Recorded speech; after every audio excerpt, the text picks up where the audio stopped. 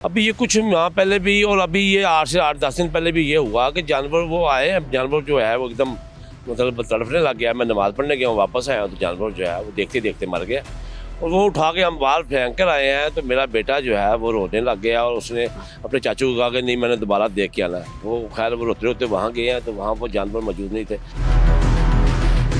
इसी तरह एक और दोस्त है, उसने भी FIR करवाई हुई है। उसके जानवर जब वो इसी तरह वो मर गए, वो फेंक गए, लेकिन उन्होंने रैकी लगाई वहाँ पर वो बैठे रहे 2-3 बंदे। उनको पहले ही शक था कि ये जो कोई बंदा उठाने आएगा जब गायब हो जाते हैं तो फिर इसको हमने पकड़ना। खैर वो जब उठाने के लिए आए तो उसको उसने मौके पर पकड़ लिया।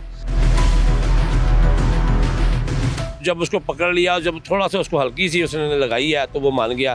तो उसका नाम जो था वो आकाश था, जिसको पकड़ा गया मौके के ऊपर। उसके बाद उसने कहा राशिद नामी बंदा है जो मुझे भेजता है कि ये वो राशिद जो नामी बंदा है उसका काम ये है कि वो आटे के पेड़े में जो है ना पटास और ये नीला तोता जो होता है ना गंदगी जिसको हम कहते हैं, वो उसमें बनाकर वो दे देता है। वो आता जो वो शाम के टाइम वो आता है और आने के जब देखता कहीं जानवर खड़े हुए हैं घरों के बाहर बंधे हुए हैं जो शौक से रखते हैं, वहाँ वो जो चारे वाली जो होती है ना खुरली, उसके अंदर वो फेंक देता है। बकरी जो है वो फ़ौरन या बकरा वो फ़ौरन वो खाते हैं तो वो उसके बाद 15-20 मिनट में उनकी डेथ हो जाती है। तो इसी तरह ये उनके साथ भी इसी तरह हुआ। वो मौके पे जब उसने वो फेंका तो वो पटास जो है वो उनके हाथ में आ गई, आधा बकरी ने खा लिया। उनको पता चल गया कि ये कोई ना कोई प्रॉब्लम है जाना। खैर वो जब क्लियर हो गई बात तो उसको पकड़ा, वो माना। फिर राशिद नामी आया, राशिद के आगे फिर एक शाहद नामी बंदा आया, फिर आगे नईम आया। नईम जो वो पकड़ा नहीं गया। खैर ये 3 बंदे जो है पकड़े गए। इन्होंने फिर बताया सारे पोश इलाकों में तरीका वारदात ये था कि बगैर जहर देने के बाद वो देखते थे, रैकी करते थे कि ये जानवर कहाँ फेंकेंगे। जब वहाँ फेंकते तो वो वहाँ से उठा के रिमूव करके अपने घर ले जाते। घर ले जाकर उनकी औरतें भी शामिल थी इस बात में।